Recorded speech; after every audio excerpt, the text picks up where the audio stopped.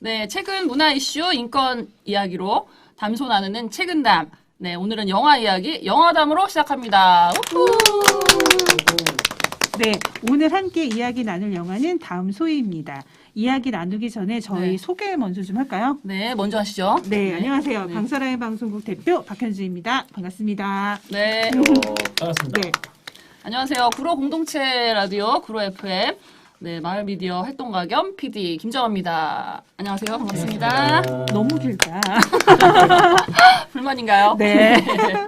또 우리 오늘 영화담에 네. 초대 손님들이 좀 다양한 방면에서 네. 좀 이렇게 맹활약 중인 네, 분들이 아주 힙한 분들을 그쵸. 모셨습니다, 오늘. 네, 누가 모시기 모셨죠? 힘든 분들. 그렇죠. 아, 누가 모셨지? 제가 이제 좀 많이 모신 것 같고요. 아니 네. 나도야 나도. 네. 네. 자 그럼 어떤 분들이죠 저희? 네. 이쪽부터 그러면 오늘 다양한 각계각층의 분들, 아나운서 분들, 또 기자, 또 MG 대표분 나오셨는데요.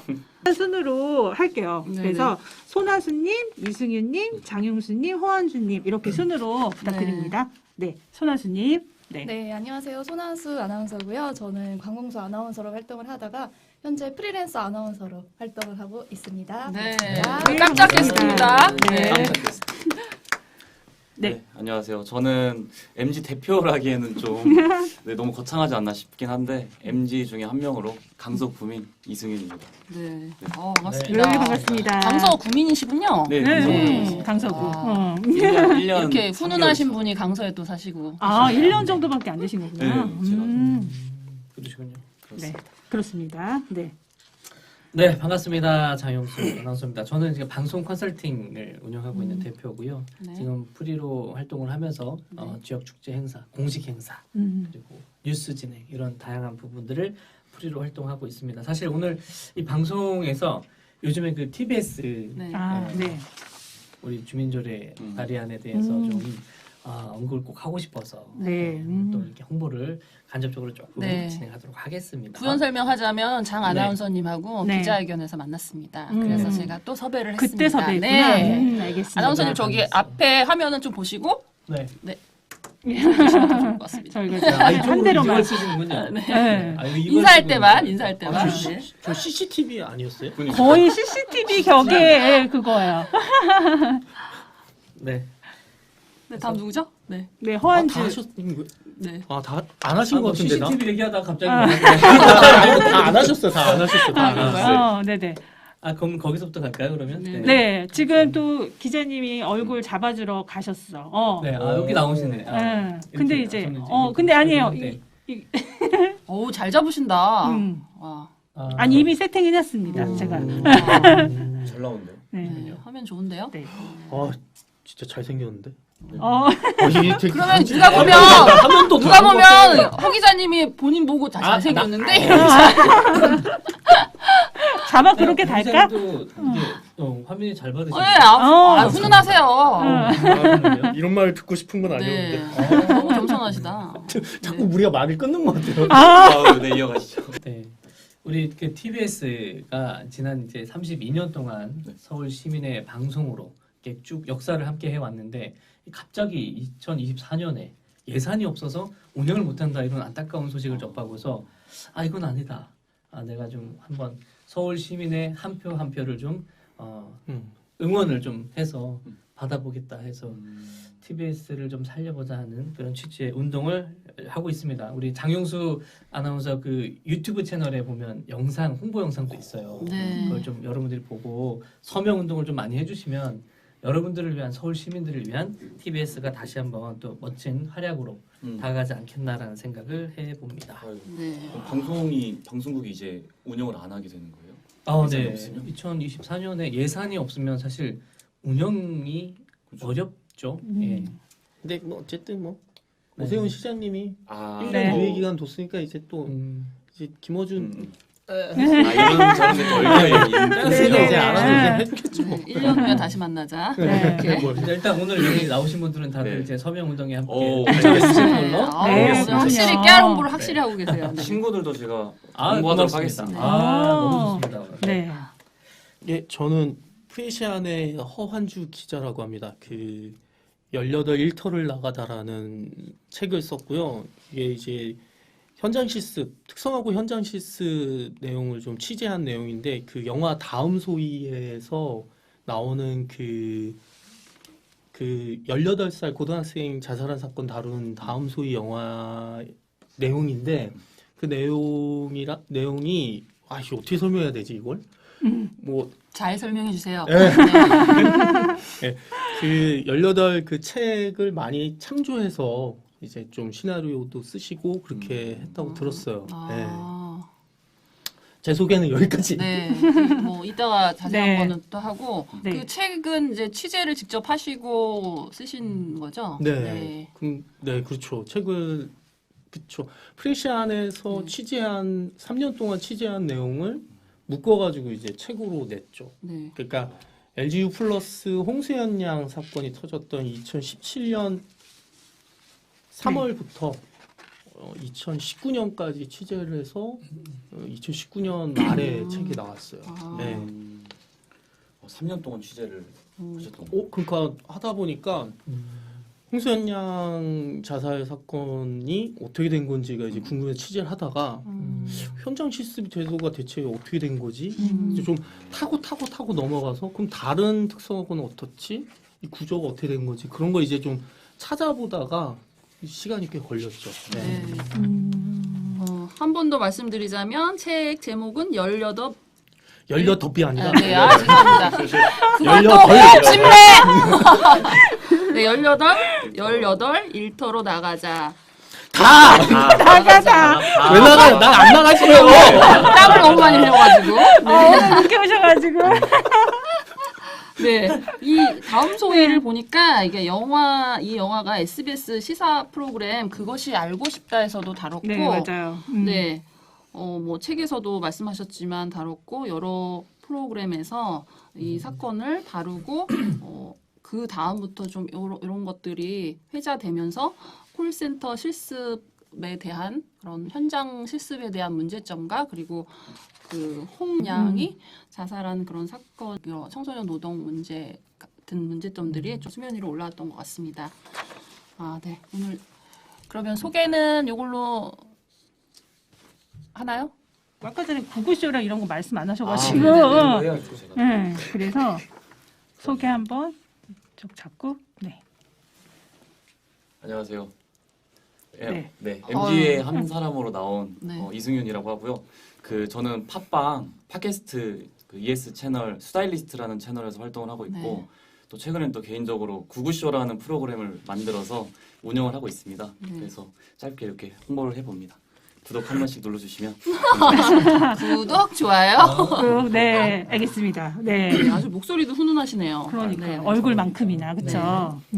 그때 이제 홍대 상영회에서 영화 상영회가 있어서 그때 저희가 좀 그때 만나 뵌 분들은 그때 만났는데 그 상영회는 이제 프레시안 협조합하고 미디액트에서 이제 공동 주최로 진행됐었고요. 그때 이제 장 아나운서님도 만나고 허한주 기자님 제가 섭외 여왕으로서 네, 그때 바로 그냥 섭외를 그러니까 했는데 흔쾌히 나오시겠다고 네 했습니다. 기자님은 그날 만나 뵀는데 바로 이렇게 섭외할 줄 몰랐거든요. 네. 네. 하지만 저도 그런지. 아니, 시간이 괜찮으신 저야 뭐. 안 바쁘신 저야 뭐. 안 바빠 보이셨어. 안 바빠 보이셨어. 그 매진이 됐었는데 그거 어떻게 좀 잘 해서 그 진행이 됐어요. 그래서 저희가 이제 그때 이제 보게 됐는데 그때 마침 이제 허한주 기자님이 거기에 영화 상영회에 나오셨고 이제 제가 섭외를 드린 게 그 미디액트에서 공동 주최로도 했는데 그 책도 같이 영화하고 소개를 잠깐 하셔가지고 이게 맥락이 비슷해서 한번 나와서 이제 말씀해주시면 좋을 것 같아서 제가 이제 급하게 섭외를 드렸고요. 이 옆에 우리 박 대표님은 또 강서 쪽에 강서구 섭외 배운 섭외 여제, 네. 저는 여왕, 여기는 여제. 네, 저보다 더 잘하십니다. 네, 그래서 여기 MG 대표 그쵸. 섭외하셨고요. 그러니까요. 그렇게 네. 훈훈하게 지금 해드리고 있잖아요. 그렇죠? 너무 훈훈하지 않아요? 네. 그러니까 저희는 그 프레시안 그 상영회에서 만났고 그러면 승윤님은 영화 어떻게 보신 거예요? 저는 그 영화가 개봉한다고 했을 때 네. 그 칸 영화제도 갔다 왔다고 하고 아. 미디어나 블로그 같은 데서 좀 좋은 영화라고 많이 얘기를 하더라고요. 그래서 봐야겠다라고 생각을 했는데 마침 이제 제가 또 배우 활동을 또 하고 있어서 같이 작품했던 그 분께서 나오신다 하셔서 들었었거든요. 아 누가 작품이요? 여기에 나오셨어요? 다음 소위? 네. 누구죠? 정인 역이라고 아. 이제 그 소희랑 같은 콜센터 회사에서 이제 좀 다툼이 있었던 아. 그 장면 이제 기억하실 거예요. 술집에서 그때 머리 끄댕이 머리 잡고 아 V 아. VJ인데 VJ 말고 말고 VJ는 친구고 다른 말고 친구. 나중에 콜센터에서 같이 만나? 일하는데 라이벌 관계예요. 맞아요. 원래 그 친구가 1위였는데 음. 이제 이 소희가 오면서, 오면서 맞다. 그 1등을 가로채면서 서로 이제 트러블이 생기다가 술집에서 이 친구가 빠른 동갑이라는 걸 알고서 너 빠른이었어? 아. 이렇게 근데 실제로 그랬어요. 실제로? 실제 아 이야기. 진짜요? 실제로 홍수연 양이 아. 실제로 아. 자기보다 2달인가 한 달 먼저 온 선배라고 해서 언니 이러면서 했는데? 웃었는데 맞다. 어. 빠른이었어요. 맞아. 그거를 이제 얘기를 안 하고 회식 자리에서 있었지. 회식 자리에서 이제 수연 양이 그거를 이제 그 언니는 언니 그러니까 다른 이제 회사 이제 그 직원이 아니 너는 왜 걔한테 언니 하냐? 그러니까 무슨 소리냐고. 그러니까 왜 그러냐니까 너 몰랐냐? 니네 동갑이라고. 걔 빠른이라고 그러니까 기억이 나네요. 맞아요. 네. 무슨 양 이제 뚜껑이 열려서 다음날 이제 애를 불러가지고 너 동갑이었는데 나한테 선배 소리 듣고 언니 소리 듣고 싶었냐 이러면서 네네.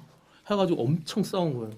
그 싸움도 실제 싸웠어요. 실제 심하게 싸웠어요. 심하게 싸워서 더 정확히는 홍선 양이 많이 때렸어요. 홍선 양이 영화에 안 나오는데 중학교 때까지 배구 선수를 했어요. 키도 170이 넘고 몸도 좋고 이렇게 해요. 막 그렇게 좀 했는데 그렇게 해서 했는데 그래서 결국에는 이게 회사에도 알려지고 학교에도 알려져서 문제가 좀 심각하게 됐어요. 근데 결국 이제 좀 수습을 해서 일주일 동안 이제 그 청소년 이제 뭐 교육받는 그런 데가 있나 봐요. 거기 전주에 있는 거기서 일주일 동안 교육을 받고 다음날 이제 출근하는 날 그날 월요일 날 출근하는 일이 날인데 네. 그 전날 이제 똑같이 영화에 나오는 것처럼 이제 그 거기 가맥집에서 맥주를 마시고 가맥집. 그리고 이제 저수지에 빠져. 네. 이게 뭐 내용이 영화에서는 이제 빠진 부분이 있는데 네. 어쨌든 그래도 거의 실화하고 네, 거의 근접하네요. 똑같이 흡사하게 왔어요. 갔네요. 거의 그 똑같이 왔어요. 이야기도 싫어요. 네. 자 여기서 네. 자 우리 네. 청취자님들과 시청자분들께서 또 줄거리를 좀 알고 가시는 게 아무래도 저희 토크쇼를 보시는데 도움이 되실 것 같아서 자 오늘 줄거리 담당으로 준비하신 또 딕션이 훌륭하신 장용수 아나운서님께서 네. 준비해 오셨죠? 네. 아이고. 정치하고 계신 분들이 네. 다음 소에 대해서 또 줄거리를 좀 알고 네. 들어보면 좀 더 이해가 많이 되실 것 같아서 간단하게 준비를 했습니다. 네, 다음 소위 2023년 2월 8일에 개봉한 신작 영화입니다. 한국 영화 최초로 제75회 칸 영화제 비평가 주간 폐막작으로 선정된 작품인데요. 이 영화는 SBS 시사 프로그램 그것이 알고 싶다에서도 다루었던 전주 콜센터 현장 실습생 자살 사건을 모티브로 하고 있습니다. 네, 평소 춤추기를 좋아하던 그 특성화고 여학생의 소희가 콜센터 실습 이후에 비극적인 선택을 하게 되고 이 사건을 담당하게 된 형사 유진이 조사 중에 소희가 겪은 어떤 그 사회적 불합리성의 분개를 하는 모습을 다루고 있습니다. 자, 영화 다음 소희는 2014년 영화 도희야 감독이죠. 정주리 감독이 배두나와 함께 다시 9년 만에 내놓은 작품인데요. 이 사각지대에 놓인 그 빛나던 청춘이 어떤 시스템에 의해서 희생당하고 또 외면받는 현실을 진실되게 담아서 사회적인 관심과 이에 대한 어떤 해결책 논의의 필요성을 지적하는 영화라고 생각하시면 됩니다. 추가로 제26회 판타지아 영화제의 폐막작이고 또 감독상, 관객상을 또 휩쓸었고요. 또 얼마 전에 제59회 백상 예술대상에서 영화 각본상을 또 거머쥐고 또 여기에서 또 등장하는 김시은 우리 신인 배우 여자 신인 연기상을 또 받았습니다. 대단하죠? 네. 네, 여기까지가 다음 소희의 간단한 줄거리였습니다. 네. 깔끔하시네요. 님이 네. 읽어주시니까 오, 확실히 다르네요. 아, 네. 수고 많이 하셨습니다. 네. 그러니까 제가 줄거리를 좀 네. 얘기하다 보니 그 시사회에서 봤던 그 음. 영화의 장면들이 맞아. 그렇죠. 싸우죠. 완전 예. 빨리 굉장히 지나가는 중요해요. 것 그래서 같아요. 네. 네. 맞습니다. 이런 분을 제가 손아서 아나운서님에게 해달라고 네. 그래가지고 죄송해서. 아유, 아닙니다. 하여튼 또 이분도 네. 굉장히 영화에 또 네. 굉장히 관심이 많은 네. 분이라서 아니 그리고 오늘 깍두기로 출연하신 손화수 아나운서님이 카메라 지금 앵글 잡는데 너무 잘해주고 계세요. 왔다 갔다 하시면서 PD 하셔도 되겠어, 네. 그렇죠? 능력이 많은 분이에요. 네. 다양하게. 그러니까요. 어필 시간. 네, 줄거리를 이렇게 나눠봤고요. 네. 간단히 구체적으로 우리가 얘기 나누기 전에 그래도 짧게라도 그날 이제 영화 상영회에서도 본 분들도 계시고 따로 본 분들도 계신데 좀 어떤 느낌을 받았는지 네, 요거를 좀 짧게 얘기하고 들어가면 좋을 것 같아요. 누가 먼저 하실까요? 제가 먼저 할까요? 네. 네. 네. 저도 뭐 원래 영화를 좋아하긴 하는데 이런 좀 사회적인 이야기나 좀 우리 주변에 있던 몰랐던 사회 현상이나 사건들 이런 것들을 다루는 영화들을 또 좋아했었거든요. 그래서 이런 다음 소회 같이 좀 더 알려져야 되는 영화 그런 것들이 많이 나왔으면 좋겠다 생각했는데 이 영화가 또 그거에 더해서 영화적 재미도 좀 갖추고 있다라고 생각을 했어요. 그래서 많이 홍보하고 친구들한테도 보라고 얘기를 했었는데 아직 손익분기점이 한국에서 아직 안 됐나요? 아쉽게도 안 됐다고 하더라고요. 그렇죠. 손익분기점이 30만 명인데 네. 지금 이제 11만 2천 명 정도. 아, 그래요? 이제 상영관에서는 사실상 거의 다 내려갔고 네. 공동체 상영 식으로 해서 이제 그런 거를 같이 모여서 보자 이렇게 하는 이제 단체나 사람들이 이제 공동체 상영하면서 좀 이제 계속 이어가고 있는 걸로 알고 있어요. 여기 소희가 또 저랑 같은 나이더라고요. 아, 진짜요? 그래요? 그러니까 좀 더 직접적이고 가깝게 이렇게 느껴지게 되었던 것 같아요. 18이세요? 아니요. 당시에. 당시에. 당시. 깜짝아. 저도 깜짝 놀랐거든요. 당시구나. 네네네. 그쵸. 그러면 그럼 지금이 몇 살이? 98년생. IMF 때 태어나셨구나. 그렇습니다. 죄송합니다. 아니 이거 제가 항상 초면에 나이 이런 거 물어보면 이거 아메리카에선 이런 거 없는데 이렇게 또 말하잖아요. 여기 한국이잖아요. 또 이래요 또. 그러시군요. 네. 네, 또 그러면 기자님은 좀 어떠셨어요? 저는 다음 소위를 좀 많이 봤어요. 어쨌든 뭐 행사도 있고 해서 많이 봤는데 이 영화가 되게 볼 때마다 달라요. 그리고 볼 때마다 매번 울었어요. 이게 참 왜 이게 다르지? 이런 느낌도 많이 있었고 저는 사실 좀 영화 보면서 그 유진이라는 경찰 보면서 진짜 그 어떤 생각이 진짜 이건 영화적인 허구다. 세상에 맞아. 이런 경찰은 없고 그리고 내가 이렇게 됐으면 내가 경찰을 하고 싶다. 이런 생각을 좀 했던 게 저는 이제 그 취재를 할 때 좀 동선이 비슷해요. 제가 취재했던 막 장학사도 만나고 이제 그 홍수영 양 친구도 만나고 아버님도 만나고 막 저수지 그때 뛰어든 데가 아주인 저수지라고 전주했는데 네네. 거기도 가보고 막 하는데 취재가 쉽지가 않아요, 사실. 그러니까 사실은 남의 상처를 후벼 파는 일이 될 수밖에 없어요. 이 어떻게 죽었는지, 왜 죽었는지, 이유가 무엇인지를 이제 팩트를 찾아야 되니까. 그러니까 되게 어렵죠. 뭐 한마디 해주세요 그러면은 기레기 새끼야 이런 욕이나 먹는데. 근데 영화에서는 유진이 너무 멋있잖아요. 그쵸. 딱 찾아가가지고 대답해. 죄송합니다 이러잖아요. 너무 좀 그러니까 너무 저도 좀 그게 아름답게 그 표현했구나. 감독님도 정주리 감독님도 그날 그러셨잖아요. 그날 영화 상영회에서 너무 그 형사 인물 배두나 인물이 너무 판타지에나 나올 인물이다. 실제에는 그런 사람 없다. 사람이 보기 있었으면 좋겠지만 좋은 거지. 있었으면 그런 사고가 반복되는 건 많이 줄겠죠. 네, 실제로 많이 줄겠죠. 그런 경찰뿐만 아니라 노동부라든가 교육부라든가 거기서 조금만 자기의 역할을 조금만 한 발 더, 두 발 더만 했었다면 그럼 홍수연 양 같은 사건은 일어나지 않았겠죠. 네. 선생님도 마찬가지고. 네. 하여튼 그래서 너무나 현실적이지 않다. 전 그렇게 바라보면서 야 누구는 진짜 막 죽도록 어디 막 이러저러 가가지고 한마디만 해달라고 해서 이렇게 하는데 너무 영화는 너무 좀 쉽게 가는 게 아니냐 막 이런 생각이 들었죠. 네. 그래서 그때 허 기자님이 그날 이제 마이크 돌아가면서 한마디씩 하실 때 저는 그냥 이 제도가 없어졌으면 좋겠다라고 좋겠다. 하실 때 좀 많이 공감됐어요. 저도 좀 그런 생각이 좀 들어서. 그러니까 현장 실습 제도라는 게 고등학교 3학년 2학기 때 아이들이 실습이라는 명목으로 기업에 취업을 해요. 그러니까 지금 홍수연 양도 사실 그런 케이스인데 홍수연 양이 그래도 거기서 되게 좋게 보인 건 전주라는 지역은 사무직이 거의 없어요.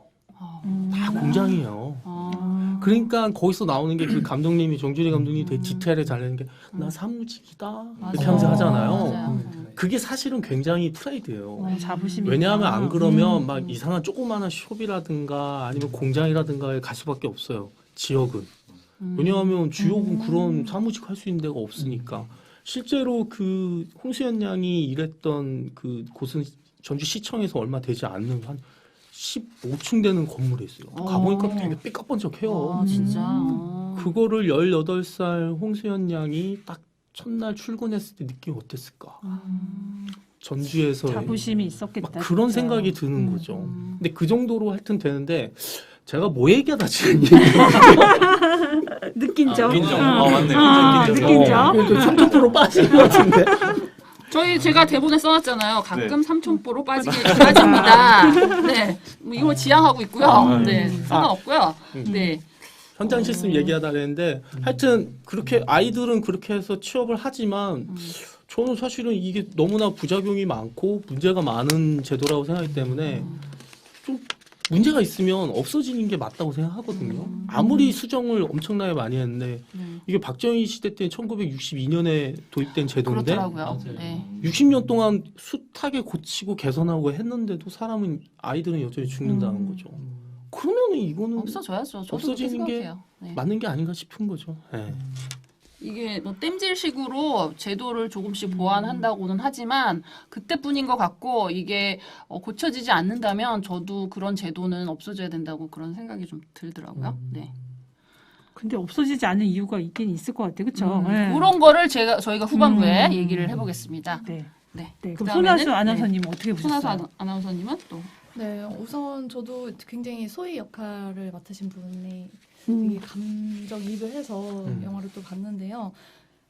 제가 보기에 그 소희 역할은 굉장히 능동적인 인물이라는 생각도 했어요. 맞아요. 중간에 나름 뭐 이런저런 해결책도 해보고 또 실적도 1위도 하고 그런데 심지어 중간에는 약간 흑화라고 할까요? 나쁜 생각까지도 할 정도로 다양한 방법으로 이제 해결책을 모색을 했던 것 같은데 결과적으로는 안 돼서 너무 안타깝게 됐던 것 같습니다. 맞아요. 그렇게 안 됐을 것 같은데 이렇게 성격상 묘사된 걸로 봐서는 그 처음에도 보면 그 댄스 연습을 하잖아요. 될 때까지 완성 자기가 뿌듯하게 완성도 있게 할 때까지 그 연습을 하고 마지막에도 뭐 얘기하겠지만 그 모습들의 그 영상이 하나 딱 남더라고요. 맞아요. 영화에서 핸드폰에. 보면 네. 그런 면들이 이제 스스로 성취하려는 그런 의지가 강한 친구였던 것 같은데 친구였는데 그런 네. 결정을 했다는 네, 게 많이 안타깝더라고요. 네. 저도 좀 그 감독님이 그거 잘 표현했는데 실질적으로 저는 엄청 고민을 해봤어요. 책을 쓰면서 실존 인물인 홍수연 양이 왜 정말 자살했을까? 그러니까요. 근데 고민을 해봤는데 이 친구는 사실은 진짜 이게 친구들한테 굉장히 좀 우러러받는 역할 소위 위치. 말하는 좀 정의로운 일진이었어요. 아. 고등학교, 중학교 때까지 배구 선수를 했고, 음. 근데 이제 그 선배들 이제 폭력이나 이런 게 너무 힘들어가지고 결국에는 중학교 2학년 때인가 그만뒀어요. 그리고 공부를 이제 그때까지 한 게 없잖아요. 그러니까 고등학교를 인문계를 가기는 어려웠죠. 그러니까 특성화고로 갔어요.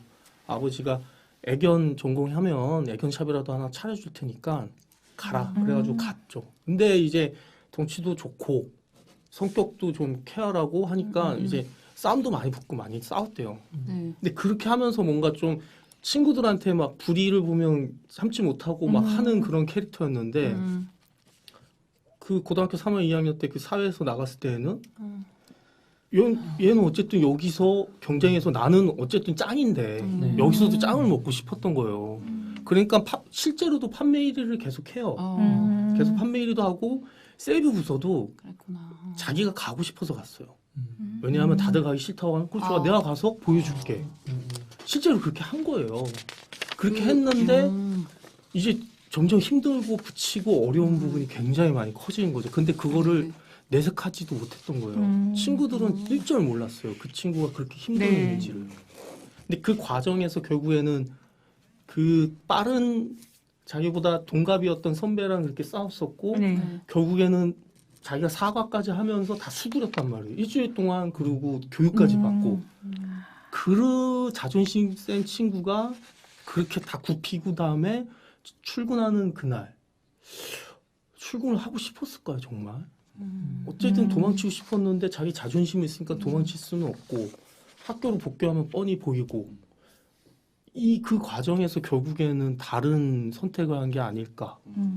저는 그러니까 그렇게 좀 좀 생각했어요. 학교에 복귀했을 때 그 담당 그 선생님이- 선생님들이 어떻게 나오는지 그런 것도 중요하잖아요. 너가 버텨야지 우리 학교에서 계속 이런 실적을 유지할 수 실적을 있다. 유지할 수 있는데 그렇지 않으면 굉장히 그런 부담감을 줄 것 같고 여기서 보면 그 계약 해지 방어 콜센터 그 세이브 네, 부서라고 봐요. 그걸 맡고 있잖아요. 네. 그러니까 이 홍수연 양이 원래는 그 얘기하셨듯이 자기가 원하는 그런 일이 아니잖아요. 네. 원래는 그 뭐 반려견, 애견샷 네. 그 관련된 그런 걸 해야 것들을 되는데. 원했는데 이 여기에서 학교 측에서 실습생으로 보내주는 거는 정말 상반되는 그거와 상관없는 그런 부서로 보내져서 그런 문제점들이 또 있는 것 같아요. 예. 그러니까 원래는 원칙대로는 전공에 맞는 걸로 연결하는 게 다 맞잖아요. 연결시켜야 돼요. 그게 아니면 학교에 존재 이유가 없는 거잖아요. 그렇죠. 근데 학교는 어쨌든 이 취업률을 높이는 게 목적이기 때문에 어디든 취업하면 상관이 없어요. 그러니까 어디든 다 집어넣는 거죠. 그러니까 홍수연 양이 2017년 1월에 그렇게 사망했는데 그 해 2017년 10월에 아시는지 모르겠지만 제주도에서 이민호 군이라고 나이 똑같아요. 18살에 그 제주도 그 생수병 공장에서 일을 하다가 프레스기에 머리가 끼어가지고 죽는 사건이 있었어요. 똑같이 현장 실습 도중에. 근데 이 친구는 조경학과였어요. 조경학과인데 생수 공장에 가서 그 일을 하다가 그 참변을 당한 거죠. 근데 그걸 누가 책임지겠냐고요. 근데 그렇게 해도 되는 지금 시스템인 거죠. 학생이 원해서 갔다. 그러면은 아무도 뭐라고 못하는 거예요. 근데 이거를 그렇게 단순하게 얘기할 수 있을까요? 쉽지 않은 것 같아요. 아 너무 그럴 것 같습니다. 무거워지는데. 자, 좀 그러면은 다음 분이 또 느낀 점 어. 또 얘기해 주시면 네. 좋을 것 같습니다. 네. 장영수 괜찮을까요? 아나운서님. 예. 네.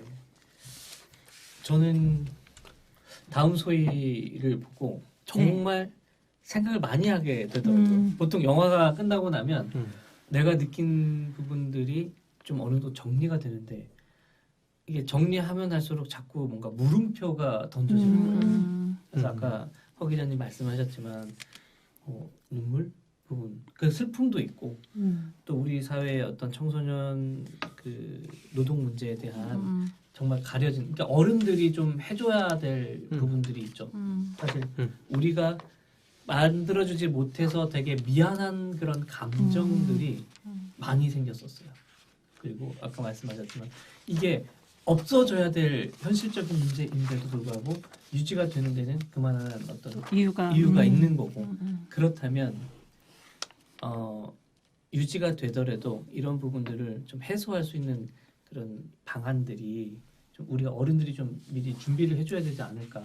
지금 새로 이제 뭐 우리 MG 대표님도 나와 주셨지만 앞으로 해결해 가야 할 부분들이 되게 많은 걸 생각하게 하는 영화였다라고 저는 생각을 해요. 해결 방안을 또 짚어주시네요. 장영수 아나운서님께서. 네. 이따가 또 자세한 얘기를 좀 네, 제도나 이런 개선점 이런 네. 것들이 또 필요할 것 같고요. 잠깐 또 카메라 만지고 오신 네. 자꾸 사라져서 어디 네. 갔나 하실 것 같은데 카메라 손아나님께서는 또 어떻게 네. 느끼셨는지. 네, 저는 일단 뭐 구체적인 해결까지가 아니더라도 이제 부모님이나 선생님들 주변에 우리 소희가 도움을 요청을 많이 했는데도 이제 감정적으로라도 조금 보듬어주지 못한 점에서 너무 안타까웠어요. 뭐 주변에 보면 이제 어린 아이들 같은 경우에는 겉보기에도 작으니까 많이들 이제 챙겨주고 이제 도움의 손길을 준다면 청소년들은 이제 겉으로 봤을 때는 이제 성인 같고 이제 다 컸다 이렇게 생각들 많이 하시는 것 같은데 제가 청소년 때를 생각해 보면 이제 힘들 때 도움을 요청을 어렵게 해도 좀 받기가 힘들었던 기억도 있어요. 맞아요. 그래서 우리가 정신적으로라도 이렇게 감정적으로라도 조금 네. 도움을 줬으면 어땠을까 아쉬움이 좀 남습니다. 그러게요. 지금 아나운서님이 가장 안타까웠던 부분 말씀해 주셨던 것 같아요. 그렇죠. 예. 또 영화 속에서 또 제일 안타까웠던 부분들 한번 얘기 나눠보면 좋을 것 같아요. 난 또 이걸 보면서 너무 안타까웠다 이런 장면들 있었을 것 같아요. 저는 그 소희가 고등학생이잖아요. 네. 그래서 아무래도 강단이 있는 캐릭터라고 해도 어른들 그러니까 담임 선생님한테 아무래도 의지하는 부분이 있었을 텐데 영화에서 보면 처음엔 되게 담임 선생님이랑 친한 것처럼 나오고 맞아요. 서슴없어. 선생님도 저는 그 좋은 캐릭터인 줄 알았어요. 그래서 좋은 처음에 캐릭터인 줄 그랬구나. 알았는데 나중에 지나고 나면서 또 소희가 힘든 걸 이제 얘기를 했는데도 불구하고 버텨야지 이런 식으로 얘기했을 때 소희가 그래도 의지할 수 있는 사람 중 어른 중 한 명이었는데 맞아. 선생님마저 이렇게 얘기를 해버리니까 더 무너진 게 아니었을까. 맞아요. 소위 입장이 아니라 학교 입장을 계속 얘기하잖아요. 그러니까 학교나 마지막에. 그 그쵸? 담당 선생님들 본인 입장만 생각하고 버티라고 하는 건 정말 그거는 무리한 부탁인 것 같아요. 네. 그러니까 영화에서 되게 잘 만들었다고 생각하는 게 저는 사실은 되게 개개인들이 다 이해가 갔어요. 그렇죠. 각자의 이유 선생님도 위치로. 이해가 가고 장학사도 그러면 저희 끝나면은 어디 교육부로 가실 건가요? 얘기하는 게 되게 현실적으로의 위치에서 너무나 정확한 이야기를 하고 있으니까 근데 선생님이 얘기하니까 생각하는 게 그 선생님도 마지막 장례식장 생각나세요? 마지막에 이제 소위 장례식장에 가는데 차에 타고 이제 가는데 담임 선생님이 막 펑펑 울고 있어요. 그 장면이 짧게 나와요. 그러니까 이 담임도 이 시스템에서 어쩔 수 없이 할 수밖에 없는 존재. 역할이 예, 있었던 그 거구나. 역할에서 예. 어쨌든 나름의 최선을 다했는데 그 시스템이 잘못되어 있으니까 이 선생님도 어떻게 보면은 가해자이지만 어떤 부분에서 또 피해자일 수도 있겠다. 자기가 어쨌든 키우는 제자였는데 자기 손으로 어떻게 잘못된 길로 간 게 아닐까 하는 그렇게 만든 게 아닐까 하는 생각도 들더라고요. 예. 그렇군요. 그래서 많이 우셨다고 했잖아요, 허 기자님은. 근데 저는 많이 안 울고 조금 울었습니다. 아니 저는 여기서 또 말해봤구나. 저는 영화 보고 많이 우는 편인데 다음 소위 보고는 울음이 안 나오더라고요. 예. 그래서 그때 우리 봤을 때 권혜여 배우님도 얘기하잖아요. 정주리 감독님이 계속해서 그런 부분을 이렇게 절제해서 담으셨다고. 그래서 그런지 저는 눈물이 나지 않았거든요. 저는 이제 영화 볼 때 그 체크 포인트가 이제 눈물이 한 방울 이렇게 떨어질 때 좀 좋은 영화라고 생각하거든요. 근데 좀 잔잔하면서 이렇게 많이 눌러준 영화라고 생각이 들었고, 맞아요. 그런데 저는 그 안타까웠던 부분이 그 남자친구가 있잖아요. 네? 그 남자친구하고 그 형사가 국밥 먹는 장면이었나? 네. 유진이랑 그 마지막 장면이 맞아요. 저는 되게 뭔가 울컥하더라고요. 그래서 맞습니다. 그 장면에서 되게 많이 울컥했어요. 그래서 그리고 그 대사 중에 힘든 일을 하면은 존중을 받으면 좋을 텐데 그런 일이나 한다고 더 무시해.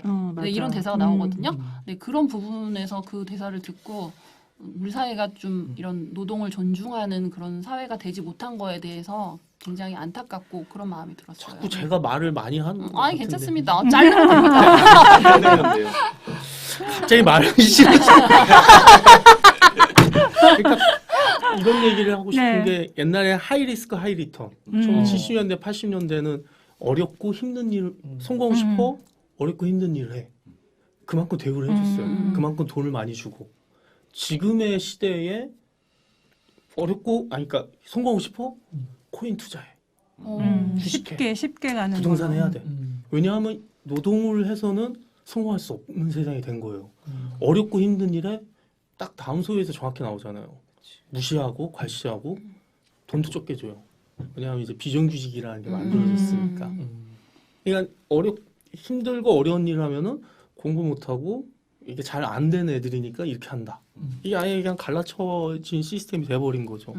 그러니까 그 다음 소위 영화에서 되게 우리 사회를 관통하는 네. 몇몇 대사들이 이렇게 많이 있는 것 같아요. 네. 네. 그러니까 우리 사회가 좀 노동을 경시하는 그런 분위기인 것 같아요. 그러니까 비근한 예로 독일 같은 경우에는 그런 노동에 관한 것들이 장인이라 그러잖아요. 마에스트로. 그렇게 해서 그 노동도 정당한 대가를 주고 또 그런 장인들은 우리 대기업에서 뭐 대기업 간다는 게 또 월급을 많이 받으려고 가는 거잖아요. 근데 그만한 그 노동의 대가를 독일에서는 해주기 때문에 노동을 경시하지 않는 거죠. 정당한 대가를 받기 때문에. 맞죠. 그런데 우리 사회는 그런 대가들이 너무 많이 배우고 뭐 엘리트이고 그런 층들은 많은 대가를 그만큼 받고 사회적인 인식도 뭐 저 사람은 그만큼 받을 만하다라고 생각을 하고 노동이나 서비스직, 특히 여자들은 서비스직을 많이 하잖아요. 여기서도 아까도 말씀하셨듯이 전주에 공장밖에 없다. 그리고 여자들이 할 수 있는 것은 서비스직 외에 좀 드물잖아요. 그래서 여기 콜센터도 여성들이 굉장히 여성들 위주잖아요. 그렇죠. 네. 그런 문제점들 좀 있는 것 같아요. 그렇죠. 그러니까 마에스트로 제도라고 그래서 이제 이명박 때 들어오긴 했어요. 우리나라에도. 들어와서 사실은 이제 특성화고 중에서도 마이스터고가 있어요. 네, 맞아요. 근데 이 마이스터고도 문제가 심각한 건 상위 소수 한 10% 이내에 들어가는 중3 때 성적이 상위 10% 이내에 들어간 애들만 들어가요. 그러니까 한마디로 어떻게 보면 귀족 학교예요. 근데 거긴 진짜 레벨도 다르고 처우도 다르고 선생님들의 마인드도 달라요. 제가 취재했을 때는 거기도 현장 실습이 있어요. 거기는 현장 실습 가기 전에 사전 교육을 시켜요. 선생님이 뭐라고 하냐면 조금이라도 위험하거나 조금이라도 뭔가 문제가 있다면 바로 학교에 알려라. 그게 맞는 건데. 다들 그렇게 교육을 받아요. 다 그렇게 가야 되는 게 맞는데. 네. 제가 만났던 특성화고의 그런 이제 실습한 친구들 얘기 들으면 누구도 그런 얘기 들은 사람들은 없어요. 안타까운 그런 거죠. 그쪽은 또 그런 면이 있더라도 버텨라 이렇게 되고. 만약에 그래서 이게 네. 부당한 일을 다 했어요. 어떻게 할 거야, 선생님?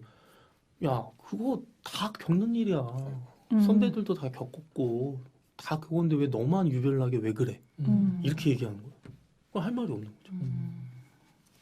그럼 그쪽도 나가는 취업처라고 해야 되나? 거기가 좋은데요. 마이스터고는? 마이스터고는 엄청 좋죠. 뭐 삼성전자, 음. 뭐 LG 이런 식으로 해서 대기업들도 그런 친구들 원해요. 또 그거에 맞는 과에 맞는 걸로 예, 보내겠다. 그리고 거기는 정말 열심히 교육을 시켜요. 실습도 정말 많이 시키고 거기 나오면 기사 자격증 같은 것도 따요. 그러니까 그런 식으로 해서 좀 특화시켜서 이제 교육을 받는 친구들이라서 좀 대기업들에서 많이 데려가려고 하죠. 그러니까 기업들은 단순해요. 능력이 있고 실력이 있는 애들이면 무조건 데려오려고 하죠.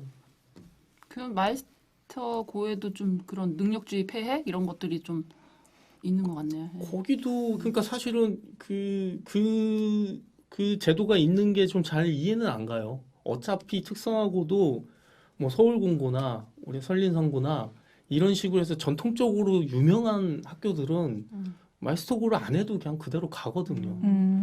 그러니까 우리 사회의 인식이라든가 제도를 바꿔서 그런 독일의 아까 제가 얘기했었던 그런 마이스터 제도라든가 이거를 도입시켜야지. 그러니까 시스템이 바뀌어야지 이게 되는 거지. 그냥 단순하게 학교를 그냥 딱 마이스터고로 만들면 이게 과연 되는 거냐는 건 아니라는 거죠. 제가 느끼기엔. 네, 알겠습니다. 장용수 아나운서님은 또 어떻게 보셨나요? 네. 저는 영화 보면서 마지막에 이제 피디님 말씀하셨지만 그 춤추는 영화 춤의 마지막, 완성도가 하나가 딱 핸드폰에 남겨져 마무리가 있었거든요. 됐잖아요. 네.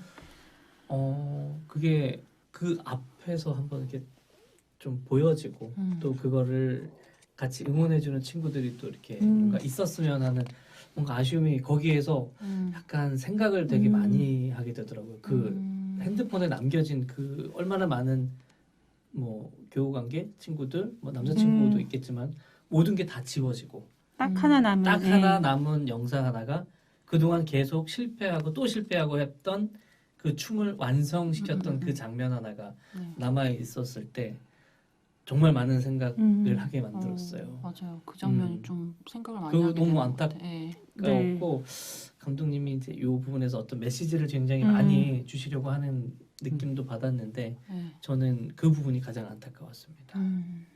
많이 승화가 됐으면 하는. 그렇죠. 감독님이 좀 그 부분에서 좀 음. 말씀하셨듯이 메시지를 주시려고 했던 것 같아요. 근데 그날 저기 상영회 때 질문하신 분 계셨었잖아요. 그 빛이 들어왔을 때 두 맞아. 번의 빛이 이렇게 살 들어올 때 있잖아요. 그 음. 희망을 가맥집에서. 가맥집에서 희망을 얘기하는 거냐. 근데 자기는 그 그 빛이 의미가 이렇게- 없다고 그러지 않았나? 응. 아 근데 그분 질문하시는 분이 그거를 좀 오버했나? 예, 아름답게 느껴지지 않았다고 그분이 맞아. 좀. 그런 예, 좀 좀. 계셨어요. 예. 근데 감독님의 의도는 그게 아니었는데 그분은 좀 그렇게 음. 느껴졌다고 얘기를 하셨던 맞아. 것 같아요. 해석이 다 다른 것 같아 음. 그때. 그게 그쵸? 영화의 묘미죠, 뭐. 네. 맞아. 그 소희한테 한번 들어오고 그다음 그 유진 할 때도 한 번 영웅 돌아오잖아요. 그러니까 그런 해석도 있더라고요. 소희가 어쨌든 저수지에 빠졌는데 맨발에 네. 한겨울에 맨발이었잖아요. 아, 그러니까 그 영화를 보면서 이제 소희가 빠지기 전에 그 빗줄기가 다 발에 이렇게 발에 닿잖아요. 닿아서 그래서 그래도 좀 그걸 보면서 따뜻함을 위로를 받았다고. 음. 그렇게 시린 슬리퍼를 신고 겨울에 거기까지 다녔을 때 조금이라도 따뜻함을 느꼈을 것 같다. 우리 사회가 소희한테 그렇게 따뜻함을 주지 못했는데 소희는 마지막 죽기 전에 조금이라도 따스함을 느꼈을 것 같아서 조금 위로가 됐다. 이렇게 해석하시는 분도 계시더라고요. 아. 그렇군요. 그렇게 해석이 다 다르구나. 네, 여러 가지 해석이죠. 뭐 저는 그런 질문도 들었어요. 네. 소희가 그 가맥집에서 맥주 2병을 왜 시켰을까요? 왜 시켰을까요? 아, 이 멘붕이 아니 저는 생각도 안 나는데 맥주 두 궁금하구나. 병이었어요? 맥주 2병이었어요. 대짜 2병. 네. 그렇죠. 그리고 그 배두나 그 유진 또 양이 똑같이 똑같이 주세요 하고 그러잖아요. 똑같은 자리에 앉아서 네. 똑같은 빛을 발에 네. 그대로 비치고. 그러니까 제가 취재 갔을 때도 저도 이게 그 홍수연 양이 그 저수지 바로 앞에 호프집에 가서 이제 맥주 2병을 먹었거든요. 저도 그러니까 좀 그걸 따라갔었어요. 오. 그래서 맥주 2병을 저도 이제 먹고 이렇게 했는데 현장은 전혀 그런 분위기 아니에요. 막 인부 아저씨도 와가지고 막 왁자지껄 하고 막 시끄럽고 장난 아니거든요. 아 그래요? 아. 근데 와 영화적으로 이렇게 그렇게 했더라고요. 표현을 정지르 감독님도 거기 갔다 오셨다고 하더라고요. 근데 야 표현을 이렇게 한 거 보고서 야 감독이 역시 다르구나. 하는 아니 그 생각이 가맥집을 저도 몰랐는데 최근에 이제 유튜브 먹방 이런 데서 그 가맥집이 이게 간단한 것들 맥주 아까 그 맥주 한 잔씩 이렇게 하고 그런 거 이렇게 막 가맥집이라고 저 예, 최근에 알았거든요. 전주에 그 가맥집이 건어물 가맥집이 많아요. 그래서 어디 거리 가면은 자판 깔고서 거기서 이제 가게에서 맥주를 파는 거예요. 근데 이렇게 깔고서 그냥 맥주 꺼내가지고 먹는 거예요. 근데 안주는 과자. 뭐, 거기서 예. 파는 그냥 슈퍼마켓 파는 거 가게에서 이렇게 먹는 파는. 거예요. 근데 실제 홍수연 양이 갔던 거기는 이제 맥주집이었고 아 호프집이었구나. 호프집이었고 감독님은 그걸 이제 가맥집으로 이제 변화한 거죠. 예. 근데 실제로 이렇게 보면은 여기 콜센터 직원들이 감정 노동이 굉장히 심하잖아요. 그러니까 전화를 이제 여자들이 전화를 받으니까 좀 만만해 보이면 막 짜증내고, 그러니까 그 소희 양도 그 짜증 원래는 당찬 그런 캐릭터였는데 짜증을 이제 받는 것도 눌러주면서 참고 참다가 이제 한번 폭발하는 그런 장면들이 나오잖아요. 실제로 내가 이런 뭐 콜센터나 아니면 아르바이트로 이런 걸 해봤거나 아니면 이런 거를 당해봤다거나 이런 사례 좀 있으세요? 저는 해봤어요. 그래요? 저는 알바 여러 가지 하면서 또 제 또래 친구들도 그 뭐 카페 알바라던가 가게 알바하게 되면 고객 응대하는 알바들이 많잖아요. 근데 보면 대체로 친절하시고 잘 해주시는데 80, 90% 그러다가도 한 분이 맞아요. 한 심하게 분이 한 얘기하고 사람이 꼭 나쁘게 그런 사람이 얘기하면 있어요. 이렇게 또라이 질량 법칙. 네. 맞아. 질량 보전. 진짜 어쩔 수 없어요. 99명 괜찮고 한 명이 네. 그렇게 나쁘게 하면 그 한 그 명 한 때문에 하루 명으로. 기분이 완전히 망가지는 거죠. 그리고 이게 진짜 감정 노동이 진짜 힘든 것 같아요. 맞아. 지랄 총량의 법칙이라고 해야 되나? 그쵸. 또라이 그러니까- 주변 고치는데 네, 맞아요. 내 주변에 또라이가 없어. 음. 그럼 이제 내가 또라이 본인이라고 하더라고요. 언젠간 내가 또라이가 되는 거야. 주변에 있으세요. 없더라고요. 여기 그래서 지금 의심하고 있어요. 내가 난가? 난가? 아니 저는 이제 그런 오전에 그런 전화를 많이 받잖아요. 근데 저는 최대한 좀 친절하게 하려고 해요. 전화를. 왜냐면 저도 이제 뭐 알바 경험이 있었고 하니까. 그리고 그분들이 얼마나 많은 그런 하루에 양을 소화를 해야 되겠어요? 그래서 저는 되도록이면 이제 친절하게 하려고 노력을 하는데 몇 년 전에 그날도 좀 최대한 그렇게 이제 대응을 해서 안 하더라도 네 그거는 저는 오늘 못할 것 같습니다 이렇게 이제 끊었는데 이분이 되게 그게 감동을 받으셨나 봐요. 그러니까 문자를 오늘 너무 친절하게 대응해 주셔서 너무나 감사합니다 이러고 온 거예요. 그래서 자랑 너무 타임. 미담이 자랑 타임이야. 제가 이걸 할까 말까 했는데 그렇게 받아들이지 마시고. 하여튼 그때 저는 그 이제 문자를 받으면서 이분이 평소에 얼마나 이렇게 그런 불친절함을 당하셨으면 제가 그렇게 막 친절하게 한 건 아니었는데 그런 문자를 보내주신 게 그런 면이 있구나 이런 생각이 좀 들더라고요. 네. 저도 어차피 매체가 그러니까 항의 전화를 많이 받아요. 기레기 기사 그따위를 써냐 막 너네들 꼴통 좌파배 채막 이렇게 얘기를 하고 이제 노하우가 어떡해요? 생겨가지고 네. 근데 선생님 저희보다 더 꼴통이 있다. 다른 쪽에 오마이뉴스로 그래서 전화번호가 7몇이에요. 전화하시면 그러냐고 그러면서 끊으시죠. 저만의 뭐 이런 게 있어서 저희보다 더한 데가 있습니다. 아직 모르시죠? 연락드려야겠네 오마이뉴스. 편집으로. 진짜 네. 저도 경험이 네, 있거든요. 그러세요? 저도 이제 증권 회사에서 주문 콜센터 받는 걸 한번 해봤었는데 여기는 뭐라 그래야 되지? 장이 떨어지면은 시험을 보는 거예요. 그러니까 전화 콜수는 없고 주문을 안 되고 장은 떨어졌으니까 시험을 봐. 그래서 시험을 본 다음에 시험 어느 점수 이상이 안 되는 사람은 강당에다가 자리를 해놓는 거예요. 근데 이제 내가 시험을 못 본 거니까 그쪽에서 있는 게 너무 당연한 그 분위기 있잖아요. 그래서 거기서 공부를 한 다음에 그 해당 점수가 넘으면 다시 내 자리로 가는 그런 거에서 그때 기자님이 연락이 온 거예요. 제가 H증권사였거든요. 근데 너무 무서운 거예요. 기자님이 불러도 무슨 봉고차에 이렇게 부르는 거예요. 그러면서 오마이뉴스인가? 아마도 그래서 H증권사가 되게 많잖아요. 저도 H증권사 다녔거든요. 그래서 뭐 하나증권, 현대증권, 뭐 한투 되게 많잖아요. 그래서 H증권 회사로 나간다. 그러니까 위협을 느끼지 말아라. 이렇게 하는데도 왠지 막 무서운 거예요. 예. 그런 것들이. 아마 지금 증권회사도 그런 거 아마 아직도 유지되고 있을 것 같아요. 그러니까 또 제가 네네. 홍선이 사실은 영화에 잠깐 나오는데 퇴근하고 나서 6시에 퇴근이잖아요. 네. 퇴근을 맞아요. 못하는 네. 거예요. 콜수를 못 채워서. 홀수도 못 채운 것도 있는데 그것도 있고 또 하나는 공부를 하는 거예요. 녹취를 해가지고 대응. 좋은 잘 만든 잘 대응한 어. 녹취 그걸 예시를 갖고서 깜지를 쓰는 거예요. 고객님 안녕하십니까 해가지고 뭐 한 10분이나 15분 되는 분량을 다 손으로 쓰게끔 하는 거예요. 그거 다 쓸 때까지 퇴근을 못해요. 실제로 그렇게 했어요. 그러니까 벌칙이죠 일종의. 네. 얘가 만약에 코스를 못 채우고 만약에 뭐 민원이 문제 제기를 했다 그럴 경우에는 그런 식의 너는 공부를 해야 되니까 이런 거를 써라 이렇게 하는 거예요. 근데 그러면 이제 해야 되는 거잖아요. 그렇죠. 퇴근 이후에도. 근데 그게 너무 당연하게 느껴져요. 그 그러니까요. 현장에 있으면. 뭐 어쩔 수 없이 속에 이건 해야 되는 네. 거죠. 맞아. 그 부서별 그런 실적 비교하는 그쵸. 그런 압박감이 음. 굉장히 심할 것 같아요. 거기에서도 뭐 팀장급이 그렇죠. 데려다가 뭐 그렇게 얘기를 하는 것도 그러니까 거기는 이제 영화에서는 칠판에 쭉 이렇게 썼잖아요.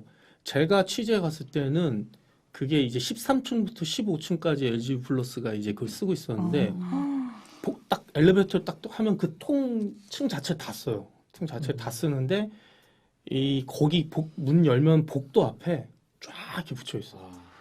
레드, 와.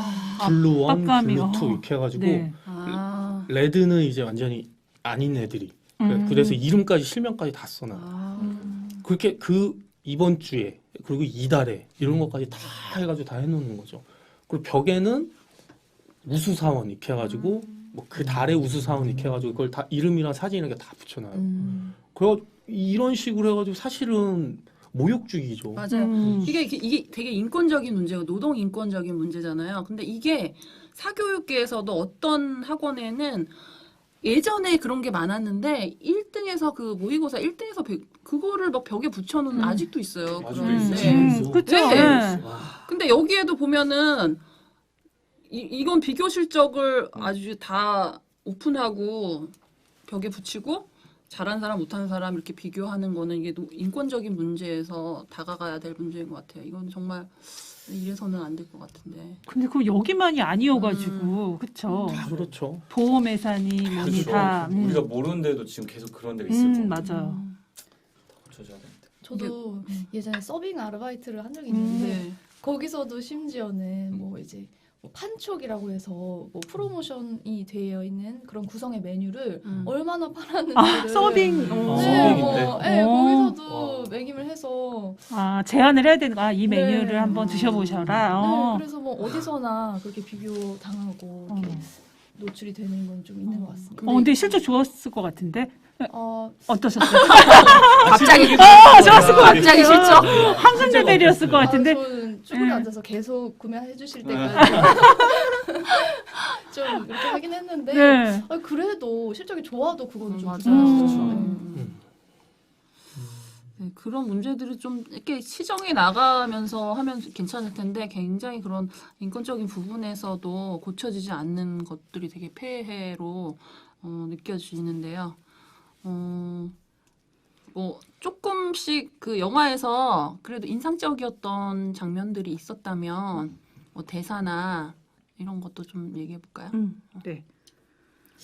그 유진이 형사에서 아까 허 기자님 네. 비현실적인 음. 이런 형사가 있나 이런 얘기를 했는데 그 얘기했을 때 뭐 막을 수 있었잖아. 근데 왜 보고만 있었냐고 하고 굉장히 이렇게 화내는 장면이 네. 있어요. 막을 수 있었잖아. 그 장면이. 네, 네, 그 장면이 굉장히 근데 우리 사회에서도 지금도 사실 막을 수 있는 부분들이 많이 있을 것 같아요. 그죠? 현실적으로.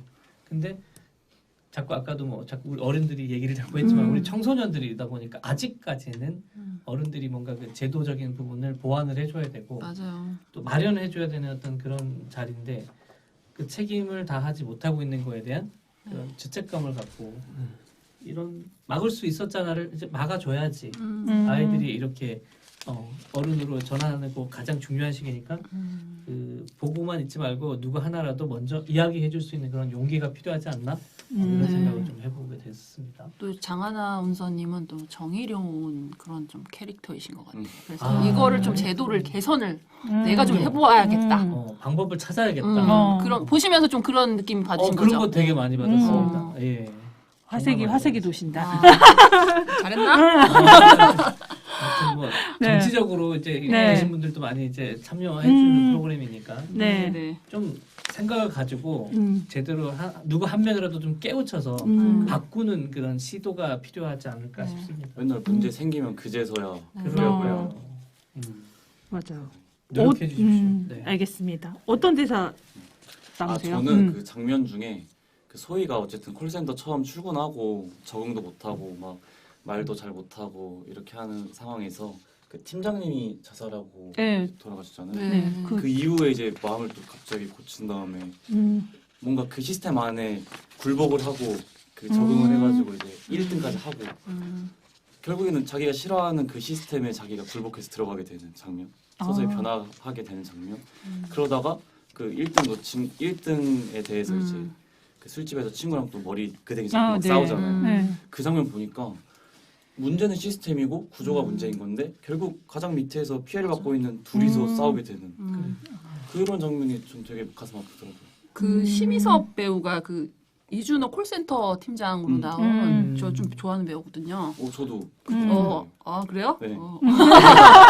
네. 이렇게도 연결이 네. 되나? 아, 맞아요. 네. 근데 그 사람이 자살을 했잖아요. 음. 그냥 너무 많은 스트레스를 받고 중간에서 좀 이런 제대로 개선도 못하고 또 뭐 실적도 또 자기도 쌓아야 되고 그런 이런 딜레마를 겪으면서 이제 버티다 이분도 자살하게 돼서 음. 굉장히 좀 안타까웠던 면이 있었던 그게 거예요. 근데 그 분이 실제 있었던 분이에요. 그분도 실제 그러니까 예, 소영이랑 같이 있는 공간은 아니고 홍수연 양이 죽기 3년 전에 똑같은 전주에서 LG 플러스 거기서 아 진짜요? 연탑불에 이제 자살을 똑같아요. 그리고 고객의 욕설 그것 때문에 너무 괴로워하셨고 그 직접 가서 사과까지 했는데도 이 진상 고객이었거든. 그래서 용서하지 못한다 그래서 한 달 휴직을 했어요.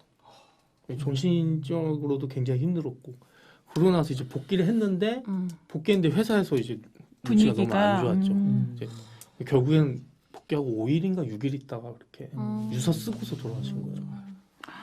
노동부 보아라 이러면서. 그럼 다음 소유하고는 만난 적은 저건 없는 없어요. 거예요? 근데 거기를 이제 공간을 이제 앞으로 극적으로 이제 좀 땡긴 네. 거죠. 시간을 이 회사 지금 운영하고 있어요. 하고 있어요. 하고 있어요? 예, 그렇죠. LG 아직 플러스의 되게 큰 하청 업체예요. 그러니까 LG U 플러스의 콜센터인 LB 휴넷 예. 네, 거기라고 LB 휴넷이에요. 나와 있더라고요. 예. 그 유플러스가 전국에 이제 그 지점이 있는데 그 지점 중에 3개인가 4개를 지금 다 담당하고 있는 걸로 알고 있어요. 제가 그때 취재했을 때는 지금은 더 커졌겠죠? 그러니까 이게 좀 문제가 됐을 때 본사에서 책임을 안 지는 그런 문제점들이 또 있잖아요. 그러니까 김용균 군 네. 같은 경우에도 그 이제 2인 1조 안에서 뭐 하청에 하청을 주고 뭐 이런 것들이 막 이렇게 맞물려 가지고 그런 일들이 벌어지잖아요. 그래서 그러니까 그런 구조가 좀 개선이 돼야 될 것 같아요. 그러니까 이게 사실은 되게 반복된 원하청 구조잖아요.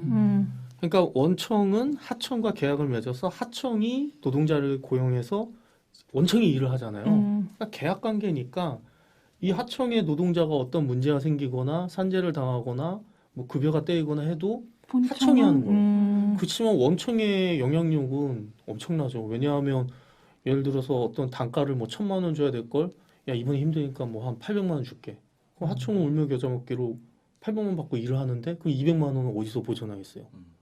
노동자를 더 일을 시키든가 아니면 월급을 깎든가. 그렇게 되면 문제가 생기죠.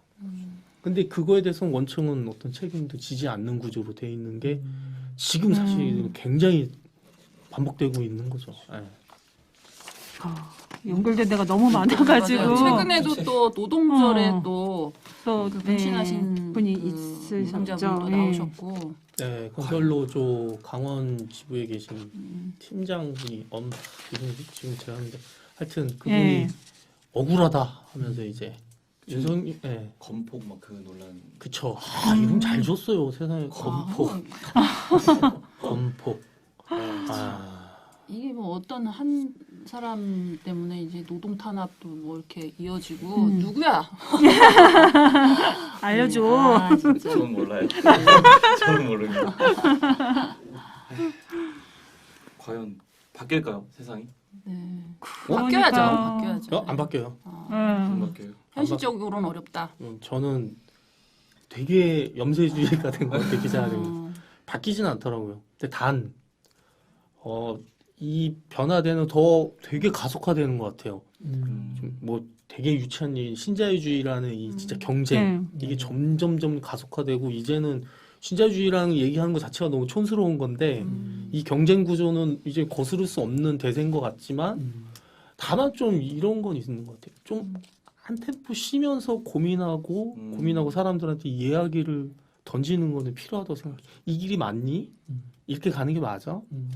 아이가 이렇게 죽고 누군가가 다치고 누군가가 아무리 열심히 일을 해도 신분 상승이 될 수 없는 이 사회 구조가 맞는 거니? 그 질문을 던지는 건 맞다고 생각해요. 뭐 어쩔 수 없어요. 그러니까 그 과속화되는 흐름 속에서는 누군가는 계속 질문을 던지고 누군가는 문제 제기를 해야 된다고 생각해요. 네. 그래서 이 다음소 영화가 진짜 좋은 것 같아요. 맞아요. 생각하게 되고 네. 어쨌든 이렇게 모여서 이야기하기가 돼서 네. 많이 나왔습니다. 실제로도 뭐 법안이 새로 네. 발의됐다고 네. 하더라고요. 그쵸. 네. 현장 실습생들의 그러니까 부당한 대우나 이런 걸 받았을 때는 그거를 이제 하지 못하도록 그 이제 입법이 발의된 게 예전에 발의된 게 있는데 이번에 다음 소위가 나오면서 좀 이슈화가 되니까 그게 국회에서 통과가 됐죠. 그게 3월이었죠. 네. 네네네. 네. 3월이. 다음 소위 방지법. 네. 근데 뭐 저는 이건 또 시니컬하니까 저는 아무 의미 없다고 생각해요. 그러니까 이게 변화 과정에서 바뀌긴 땜질식으로 바뀌긴 계속 바뀌는데 그때뿐이고 이게 근본적인 문제가 해결이 안 되니까 이런 이제 학교 실습 그 학생들이 계속 희생을 당하는 것 같은데 학생들 현장 그러니까 특성화고 학생들을 만날 때 저는 공통적으로 느꼈던 건 뭐냐면 아이들이 자기의 말을 할 줄 몰라요. 자기의 언어가 없어요. 되게 어려워요. 인터뷰하는 게 너무 어려웠어요. 물론 그거에 대해서 자기 이야기나 문제를 직시하고 그거에 대해서 이야기하는 친구도 몇 있긴 했지만 대다수의 친구들은 제가 10마디 물어보면 한마디 얘기해요. 이게 굉장히 어려워요. 왜냐하면 그런 자기의 생각이나 그런 거를 가지고서 그거를 자기의 언어로 이야기한다는 게 교육도 안 됐고 이게 그 연습도 안 돼 있으니까 그게 안 되는 거예요. 근데 그런 친구들이 근데 자기가 부당한 일 당했으면 그거에 대해서 신고하라고 하는 될까요? 저는 안 되죠. 네. 어렵다고 생각해요. 네. 이게 좀 약간 뭐 좀 약간 거시적으로 봤을 때 지금 우리가 이렇게 나눈 이야기들은 문제점들이 좀 네. 해결되기 위해서는 뭔가 사회적인 기구, 기관 어떤 뭐 뭔가가 움직여줘야 되는데 움직이려면 뭔가 예산적인 것도 필요하고 그런데 뭔가 뭐 축제 예산 이런 거보다도 이런 문제 해결을 위한 그런 네. 뭔가 기구가 생기고 거기에 대한 예산 편성을 좀 위에 있는 분들이 좀 네. 과감하게 좀 편성도 해주고 그렇게 해야 이게 근본적인 게 좀 달라지지 않을까 이런 생각도 네. 문득 하네요. 맞아요. 사회 시스템 변화가 그 대세에서 보면은 욱하면 누구한테라도 말이 이거 있잖아요. 그렇죠. 저는 그 부분 들었을 때 회사마다 그렇게 이렇게 들어줄 수 있는 그런 상담소까지는 아니더라도 그런 게 있으면 좋겠더라고요. 한 명이라도 얘기 들어줬으면 안 그랬을 것 같아서.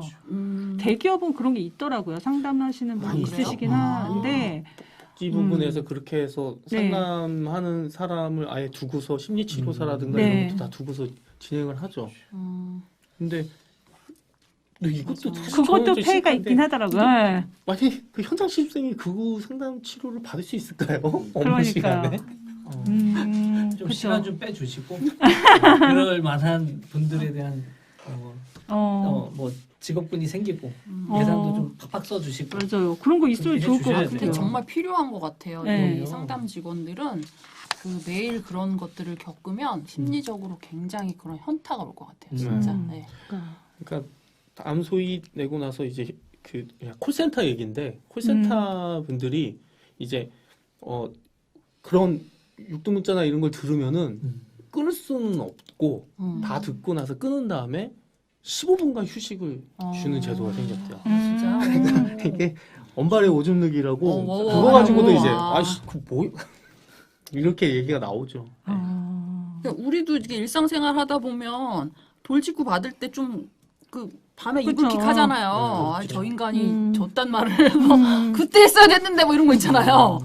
근데 그런 경우들이 이런 일상에서 일을 하면서 비일비재로 다가오기 때문에 이런 직업적으로 이런 뭐 폐해로 받는 거는 그런 심리 상담이 되면 좋지 않을까 그렇죠. 그런 그러니까 생각이 들어요. 이런 거죠. 그러니까 이게 맞을 거를 알고 맞는 거랑 갑자기 불시에 맞는 거랑 천지 차이잖아요. 머리가 하얘지면서 근데 막 콜센터에서의 나오는 성희롱이라든가 네. 욕설은 불시에 나오잖아요. 그렇죠. 예. 그러니까 그 타격이 너무 더 큰 크죠. 거죠. 근데 그거에 대한 심리 치료도 굉장히 그러니까 인간적인 모욕감, 뭐 자존감도 많이 떨어질 것 같고. 네. 그리고 여기 영화에서는 무엇보다도 이제 학생들이 이제 학습권의 보장을 못 받으면서 그런 학교의 제도와 뭐 기업들 간에 서로 그런 이해관계 상충 가운데서 희생자가 되는 거기 때문에 네, 그런 제도적인 면에서 진짜 개선이 안 되면 저는 폐지돼야 된다고 생각합니다. 네. 생각은 하지만 자, MZ 대표 네. 사회적인 시스템 나라면은 이렇게 바꿔보고 싶다. 저라면요? 네.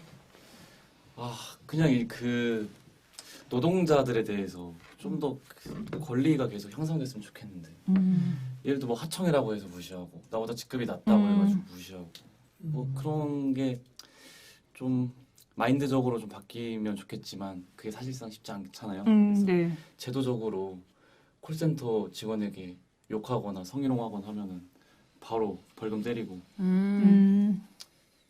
이게 말이 쉽죠 사실. 그러네. 벌금 내는 것도 괜찮다. 그쵸?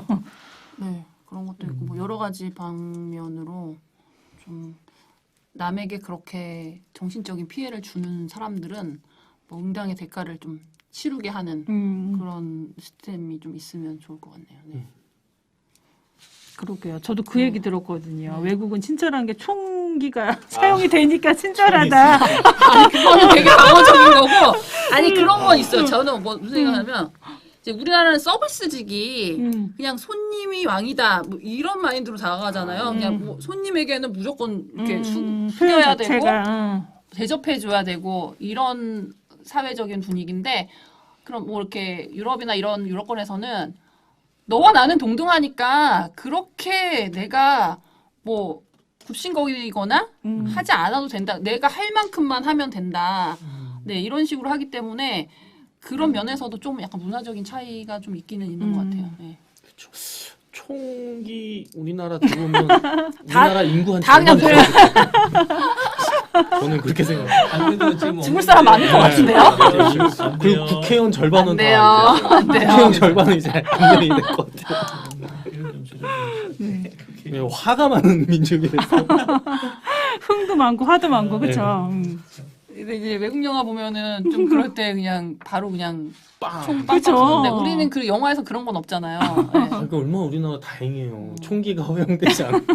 됐어 봐 난리 났죠. 아우 근데 그러면은 사실은 좀 정치권은 되게 좀 조용할 것 같아요. 함부로 헛소리 못할 것 같긴 해요. 그러네. 말만 하면 빵. 네, 밤길 조심해. 조심해 이렇게 되는 거잖아요.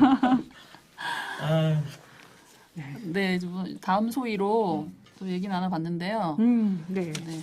마무리합시다. 네. 끝으로 좀 내가 준비를 해왔는데, 네. 네, 요거 얘기 못했다 하시는 분 계시면은 얘기 좀 해보는 시간 갖고 마치겠습니다.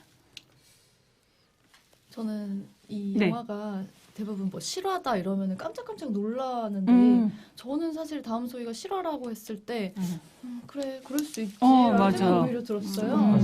그래서 이제는 주변에 이런 일이 너무 많지 않게 좀 이렇게 좀 이 영화를 봤을 때 우리가 놀랄 정도의 드문 실화가 일이, 아닐. 네, 드문 일이라도 되었으면 좋겠다라는 생각을 했습니다. 네. 저는 이런 다음 소위 같은 영화가 앞으로도 계속 많아졌으면 좋겠고 네. 많이 사람들이 얘기를 했으면 좋겠고 이런 영화 많이 제작하면서 싼 가격에 부릴 수 있는 배우 있으니까요. 그러니까요. 네, 강서 쪽으로 마지막에 연락 주시면 소개하러 들어갑니다. 언제든 달려가도록 네. 하겠습니다. 네, 다음 용균 어때? 괜찮았을 것 같은데 어때 기자님 어때요? 안 돼요? 제가 감독이 아니었어요. 친하시지 않아요? 네. 아우 저 언간섭씨. 전 친해지고 싶죠. 정규리 감독님 오늘 정주리 감독님도 모실 걸 그랬나요? 그러게요. 혹시 아니 그때 정주리 감독님이 네. 제가 옆에서 이렇게 이제 허 기자님 섭외할 때 나는 내가 감독인데 그러지 않았을까요? 네, 연락처 어떻게 깔아드려야 되나? 네, 우리 전화로 제가 댓글 남겨드리도록 하겠습니다. 네. 유승윤 네, 배우입니다. 언제든 네. 기다리겠습니다. 좋습니다. 네, 우리 마무리 그럼 이제 할까요? 네. 6시가 네. 넘었어. 장하나님 뭐 어. 마무리 발언 뭐 하실 거 없나요? 네. 저 글쎄요. 이제 그 3월에 이제 그 발의가 됐잖아요. 요 내용이 그냥 좀 빨리 진행이 돼서 좀 네. 안착이 되고 이런 부분 아까 우리 MZ 대표님 말씀하신 것처럼 뭔가 자주 이런 일깨워줄 수 있는 영화 비슷한 유사한 영화들이 자꾸 일깨워져서 이 발의안에서 그냥 딱 되고 끝나는 게 아니라 앞으로 우리 어른들이 해줄 수 있는 청소년을 위한 해줄 수 있는 해결책과 방지 대책 이런 안을 위에 분들이 좀 돈을 써야 됩니다. 필요한 그 어떤 기구도 설치해야 되고 네. 정책을 좀 잘 만들어서 가셔야 돼요. 그러면 월급 돈 받은 만큼 또 일도 하셔야 되고 네. 하니까. 그리고 좀 마지막으로 우리 TBS 살리는 네. 우리 서울 시민의 운동 꼭 네. 지지해 주시고 많이 TBS를 꼭 살려봅시다 네. 라는 생각으로 오늘 가름하겠습니다. 네, 그럼 네. 여기도 자막 깔아드려야 되겠다, 그렇죠? 네. TBS 꼭 애써보겠습니다. 살립니다. 서울 시민의 한 표 네. 꼭 부탁합니다. 네. 네. 저 한마디만 더 하고 싶어요. 네, 네, 네. 제가 중고등학생 때 생각해 보니까 꿈이 기자였거든요. 아, 어, 그 어. 허 기자님처럼 네. 몇 년 동안 취재하고 네. 이런 모습에 저처럼. 반해가지고 네. 그래서 그런 꿈을 꿨었는데 어. 되게 또 옆에 계시네요. 같이 아직도 늦지 제가 않았습니다. 영광스러워요. 네. 아니 근데 싫어하실 것 같아 지금. 사인해드릴까요? 가면서 받겠어요. 준비했어, 준비했어. 지금 기자 업계도 이런 외모가 가면 어때요? 괜찮아요, 기자님? 아니 이런 거 안 받아요. 안돼. 네, 프레시안 허한주 기자님 응. 짧고 굵고 의미 있는 한마디 아. 해주시죠. 네. 그게 제가 딱히 할 말이 없는데요. 저 그렇죠. 진짜 말 많았어. 많이 많았어요. 말 많았어. 분량이 많아서 분량이 많이 있었어. 네, 많아서 여기까지. 네, 워낙 이제 그래도- 책을 쓰셨고 네. 하니까 또 이런 직접 취재하신 그런 음. 경험을 많이 녹여내 주신 것 같습니다. 이게 그러니까 나이가 드니까 회사에서도 다 나를 피하는 것 같고 집에서도 나를 피하는 것 같고 이런 데 오면 저는 좋거든요. 아, 죄송합니다. 너무 재밌었어요. 네, 기자님 덕분에 그러니까요. 내 썰을 잘 그러게요. 네. 그런가요? 네, 의미 있고 뭐 이렇게 내용이 이렇게 재밌게 갈 내용이 아니라서 원래는 음. 뭐 좀 더 갈 수도 있었는데 네. 좀 의미 있게 가자고 해서 하는데 간간히 뭐 저희가 그러니까 나중에 뭐, 재밌는 네. 주제 네. 그러니까 이거 너무 연애 무거워가지고. 영화, 어, 좋아요. 당연히 되죠. 전문이거든요. 연애 좋습니다. 좋아요. 모두 한 번 더 오시는 걸로. 네. 분위기 좋습니다. 네. 네. 그때는 깍두기 아니고 제대로 해서 같이 하면 좋을 것 같아요. 네. 자, 우리 강설아의 박 대표님은 오늘 다음 소위로 얘기 나눠봤는데 오늘 네. 어떠셨습니까? 네. 저도 좋았어요. 얘기 나눠볼 수 있어서 좋았고, 네. 저도 우리가 매번 조금 어려운 주제만 가지고 하니까 이제 얘기를 잘 못하겠는 거예요. 그렇죠? 그러니까 다음번에는 조금 친근한 주제로 좀 재밌는 영화로 다시 연애로 됐으면 가는 좋겠습니다. 걸로 선정을 좀 해보시면 그래요. 제가 MG 영화 대표가. 가져오도록 하겠습니다. 좋습니다. 아니, 제가 잠깐 들었는데 음. 굉장히 재밌더라고요. 그러니까. 뭐 친구분도 시간 되면 데리고 오시고요. 네. 친구분이 더 좀 훈훈하신 것 같아요. 그렇죠. 내용 왜 들어보니까. 갑자기 왜? 아니 방송 들어보니까 친구분이 더 훈훈해요. 훈훈하시죠. 그렇구나. 아니야 지금 표정 안 좋아 지금. 이수면 표정 안 좋아. 제 앞에 두고 갑자기 친구. 그러니까 그거 아니지. 그러니까 친구가 이건 아니지. 예의가 아니지. 괜찮습니다. 저는 이수민 네. 한 표. 네. 이렇게 네, 오늘 뺏기나? 너무 훈훈하고 한번 좋았습니다. 얼른 마무리하시죠. 네, 오늘 다음 소위로 영화담 얘기 나눠봤는데요. 어쩌면 영화 속 배두나라는 그런 형사는 판타지에나 나오는 그런 인물이라는 생각에 좀 씁쓸한 그런 느낌이 좀 있는데요. 영화 개봉 후에 반향을 일으키면서 국회 상임위원회에서 표류 중이던 직업훈련 촉진법, 이른바 다음 소위 방지법이 3월 말 국회 본회의를 통과하는 등 사회적으로 파급력이 있었다고 합니다. 네, 맞습니다. 그리고 또 영화 마지막 장면에 소희는 계속 그 틀리던 안무를 완벽하게 해내는 그 거울 속 자신을 좀 보면서 이렇게 웃잖아요. 저도 그 장면이 지금 계속 어른거리거든요. 네, 누구 하나 책임지지 않는 학교 현장 실습 문제가 좀 하루빨리 해결됐으면 좋겠습니다. 네. 맞습니다. 또 다른 다음 소위, 다음 용균이 없도록 노동이 존중받는 사회로 점점 나아가길 소망하면서 오늘 영화담 여기서 마치겠습니다. 오늘 게스트분들 또 만났으면 좋겠습니다. 네. 네, 오늘 그럴 감사했습니다. 거죠? 네. 언제든 불러주십시오. 네, 감사합니다. 감사합니다. 우리 안녕. 저기 보고 안녕할까요? 네. 안녕. 네, 수고하셨습니다. 수고하셨습니다. 한 시간 갔나요?